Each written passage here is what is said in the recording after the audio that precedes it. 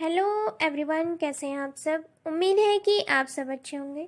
देखिए, आज की इस वीडियो में मैं लेकर आई हूँ एक बहुत प्यारी सी इंस्पायर करने वाली मोरल स्टोरी।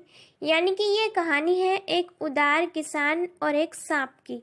देखिए, इस कहानी से हमें क्या सीख मिलती है या क्या लेसन प्राप्त होता है वो मैं आपको लास्ट में बताऊँगी।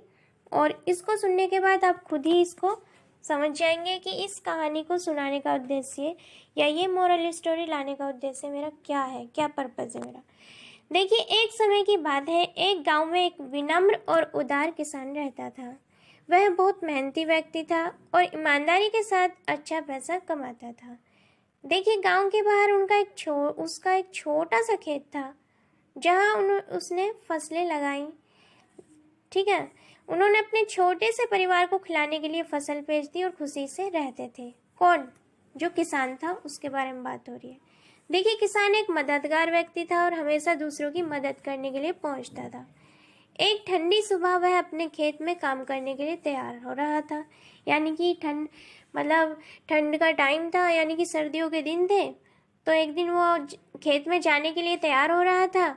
लोग अभी तक अपने घरों से बाहर नहीं निकले थे, लेकिन किसान अपने खेत पर काम करने के लिए जा रहा था। उसने अपने खेत में जाने का फैसला तब किया जब सूरज उगने ही वाला था, है ना। जैसे ही वह अपने खेत में पहुंचने वाला था, उसने एक झाड़ी के पास एक जहरीला सांप पड़ा हुआ पाया। जैसे कि मैंने शुरू में आपको बताया, वह किसान दयालु और विनम्र था और उदार भी था, तो इसलिए उसे दूसरों को दुख में देखकर दया आती थी। लोग अभी तक अपने घरों से बाहर नहीं निकले थे, यानी कि वो जल्दी ही खेत पर पहुंच गया था। और उस दिन वास्तव में ठंड थी। सांप अपनी आखिरी सांस ले रहा था। ठंड उसे बुरी तरह घेर चुकी थी। सांप जमीन पर कठोर रूप से पड़ा हुआ था, मतलब ठंड से कांप रहा था। ठंड के तापमान ने उसे हिलने नहीं दिया और वह मरने जा रहा था, मरने वाला था यानी। ठीक है, किसान को सांप पर तरस आया क्योंकि वो उदार था और वह उसकी जान बचाने के लिए सोचने लगा। ठीक है, कि क्या उपाय करूं जिससे इसकी सांप की जान बच जाए। वह जानता था कि सांप जहरीला था, लेकिन फिर भी उसने जीवित रहने का यानी कि वह चाहता था कि वह बच जाए, उसके जीवन बच जाए उस सांप का, बेशक वो जहरीला है। ठीक है, वह सांप को मरते हुए नहीं देख सकता था। उसने सांप को गर्म करने के लिए अपनी गोद में ले लिया। सांप ने थोड़ी गर्मी महसूस की और पुनर्जीवित होना शुरू कर दिया, यानी कि वो गर्मी महसूस करने लगा, तो उसमें थोड़ी थोड़ी पावर सी, ताकत सी आने लगी और वह ठीक होने लगा। ठीक है, आखिरकार सांप अपने दम पर आगे बढ़ने में सक्षम था, यानी कि सांप को जीवन सा मिल गया था। उसे गर्मी महसूस हुई तो उसको सांस आने लगी और वो ठीक हो गया। किसान अभी भी उसे अपने शरीर में गर्मी से गर्म करता रहा कि और ठीक हो जाए, ऐसा ना हो कि वो दोबारा ठंड में कांपने लगे और मर जाए। कुछ देर बाद सांप को अपनी सारी ताकत वापस पा ली सांप ने, और हिलने को तैयार हो गया, मतलब उसमें शक्ति आ गई चलने फिरने की। तो सांप को अचानक एहसास हुआ कि एक आदमी उसे अपने शरीर के करीब पकड़ रहा है। यानी कि जब सांप को यह एहसास हुआ कि किसान ने उसे अपनी गोद में ले रखा है, तो वो तो विषाक्त था, उसका आदत है सांप की काटने की। एक पल के भीतर उसने किसान को झटका दिया और किसान को काट लिया। ठीक है, ये भी उसने महसूस नहीं किया, क्योंकि वो क्या महसूस करे, उसकी तो आदत है काटने की।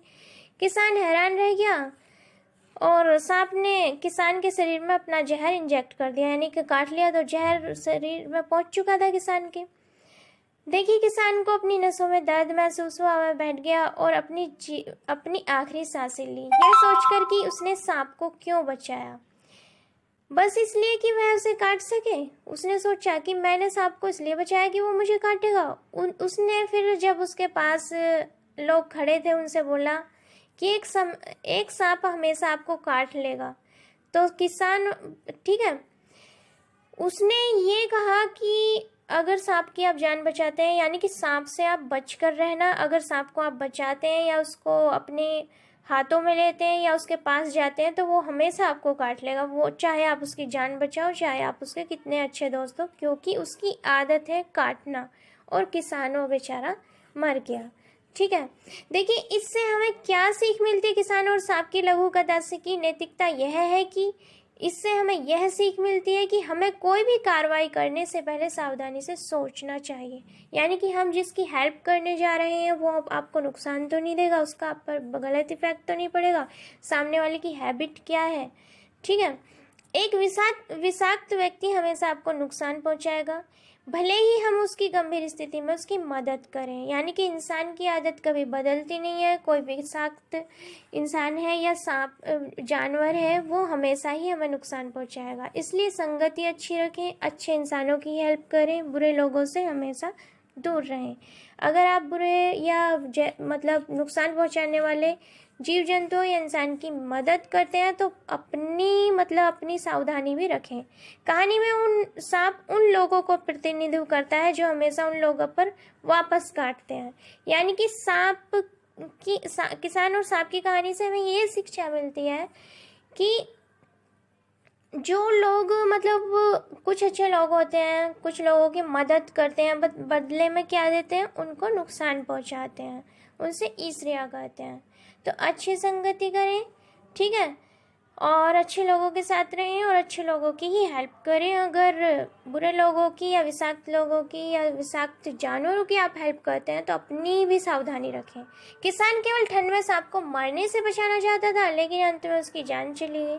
किसान को पता होना चाहिए कि काटना हानिकारक सांप की पिर करती है और कोई भी उनके लिए कितना अच्छा क्यों ना करेगा, वो काट लेंगे क्योंकि उनकी आदत है। आदत को कोई नहीं बदलता, ठीक है। तो आज की यही थी मॉरल स्टोरी और इससे अच्छी सीख आपको मिली होगी। मिलते हैं नेक्स्ट वीडियो में। All the best, thank you.